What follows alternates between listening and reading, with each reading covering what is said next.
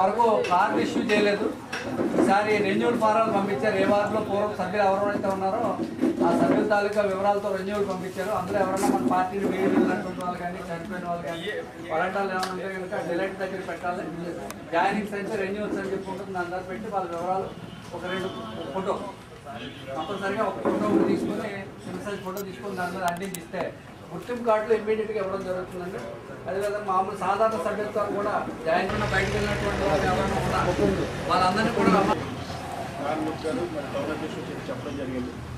అయితే చంద్రబాబు నాయుడు గారు మెయిన్ ఈ మధ్యన ఏంటంటే పర్టికులర్గా కొన్ని ఆస్పెక్ట్లో పార్టీ విషయాల్ని గ్రౌండ్ లెవెల్కి తీసుకురావాలనే ఉద్దేశంతో మన హైదరాబాద్లో ట్రైనింగ్ ఇవ్వడం జరిగింది.